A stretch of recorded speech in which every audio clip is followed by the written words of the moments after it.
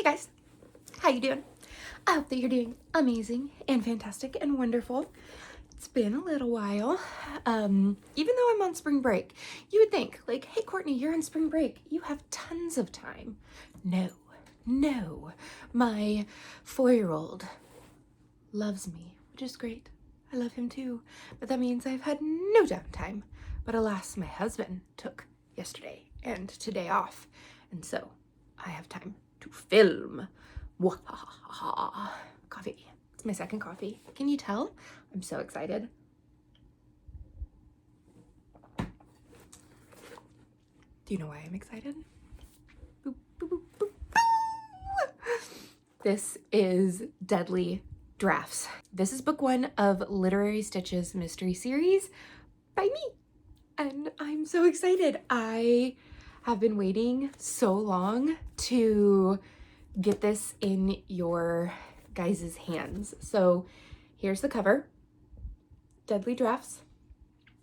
And the spine, look at it. And the back, right here, I'll read you the back. Welcome to Literary Stitches, where books, crafts, and murder go hand in hand. Adelaide Addie Doyle thought she'd left small-town life behind for good. But when heartbreak and family duty pull her back to Broken Arrow, Oklahoma, she finds herself stitching together a new chapter, one filled with second chances, small-town charm, and unfortunately, murder. When Addie's former best friend and worst enemy turns up dead before her wedding, Addie and her sister Winnie become the prime suspects. With a Mont Blanc pen as the murder weapon and the town's rumor mill working overtime, Addie has no choice but to clear their names before they land in orange jumpsuit. Armed with her writer's intuition, a knack for uncovering secrets, and a little help from her quirky inner circle, Addie dives into the mystery because in Broken Arrow, stories don't just stay on the page. I'm so excited. And I am also proud because this was 100% me. I am self-publishing this book, and I did pay for a professional editor to go through and look at all of the whole entire manuscript. I did 2 different sets of beta readers. I did my own going through the manuscript multiple times. And I had a few questions from people as to why I decided to do self-publishing this time, as opposed to with my first book, Death on Deck, and I was published through the Wild Rose Press. And simply put, I am a control freak. And I say that with just knowing I love being in control of everything, of all of the artistic aspects. I made this cover. I did the font. I made the whole entire spine. I did everything. And then when it came to the inside of the book, like I did the whole entire formatting of the book. And I wanted to see what it was like to build from scratch, to be someone who could potentially be an author that publishes her own books.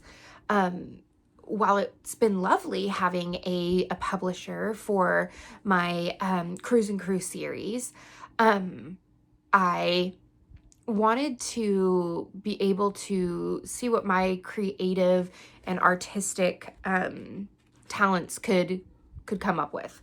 And that's how this came about. So this book is going to be released on May 27th. You can go and pre-order it as well. I'll leave all of the links down below. I am not doing exclusively Amazon because I can't in my soul do that. I don't judge anybody that does do it that way, but I want libraries to be able to get the ebook, and I want everybody to be able to just order it wherever they need to order it. So they can get it through Ingram Spark, or they can get it through Amazon.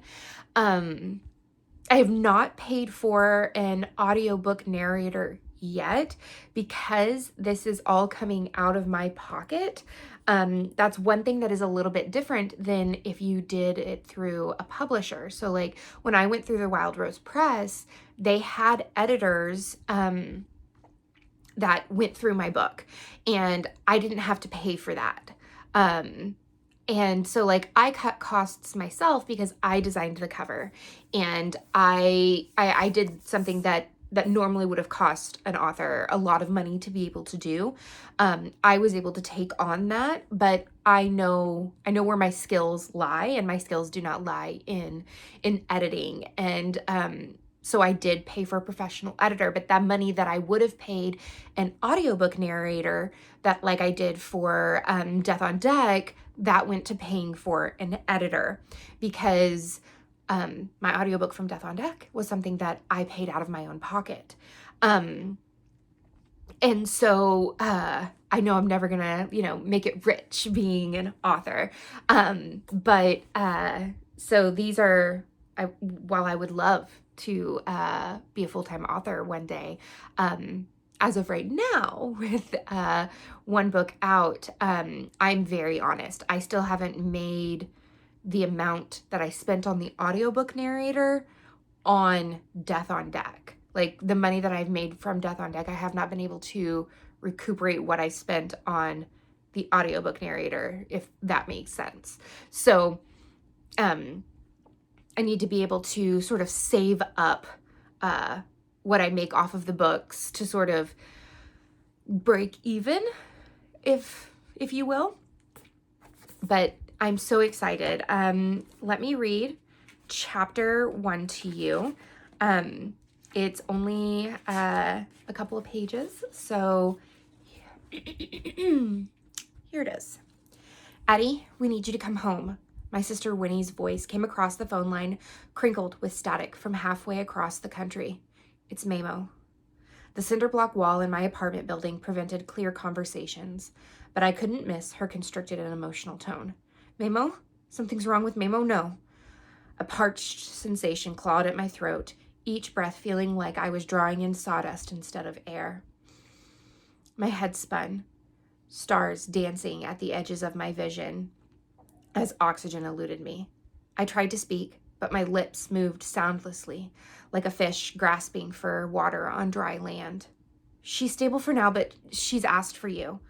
I know you have a lot going on, but we need you here. My sister rarely let her emotions show, which set her apart in our loud, expressive family. The Doyle brood was known for wearing our happiness and anger on our sleeves, but sadness and worry were a different story. Clutching my cell phone to my ear, I gazed numbly around my cramped 250 square foot studio apartment in New York City, which consumed thousands each month from my paycheck. I stood frozen, time suspended in my world, watching millions of souls rushing to their destinations outside my window. Turning from the hectic movements of the city outside, I glanced at my bed, a chaotic collage of my current struggles in life. Legal papers sprawled across tangled sheets, their weighty importance evident in the worn creases and scrawled notes that covered every page. Contact info lists for literary agents mingled with my half-written manuscript, the pages bearing the harsh slashes and edits of a relentless red pen. Amidst my creative battleground, a lone carton of sweet and sour chicken was perched precariously on my makeshift, multi-purposed bed table, which had become first my desk and finally a makeshift dining room table, a testament to my ever-evolving attempts at organization amid chaos. My silence was too much for Winnie to handle. She broke me out of my reverie. Adelaide, Mamo needs us. She spoke again, this time with more weight in her words. I know being in New York is your dream, but can you come home for a little while?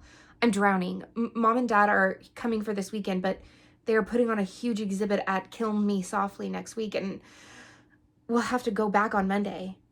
I know that you're in between books right now. My sister let her voice trail off. I finally found mine. I'm coming, Winnie. And that is chapter 1 of Deadly Drafts.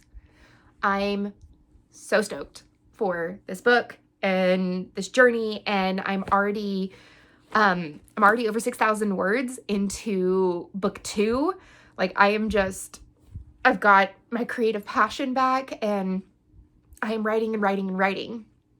I know that a lot of people are asking me when book 2 in the Cruise and Cruise series is going to come out, and I can't tell you when. My editor, my publisher has not asked for a book 2.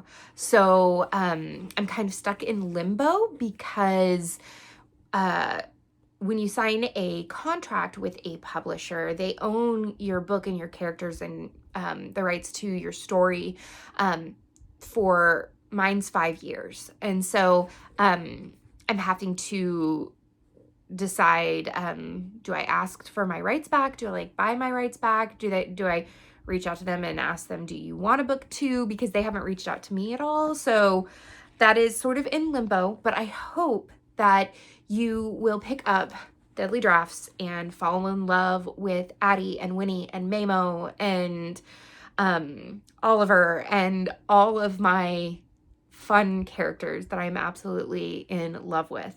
Let me know if you want to sort of see a flip through of my sort of my vision imaginings of what everybody looks like. I can totally do that.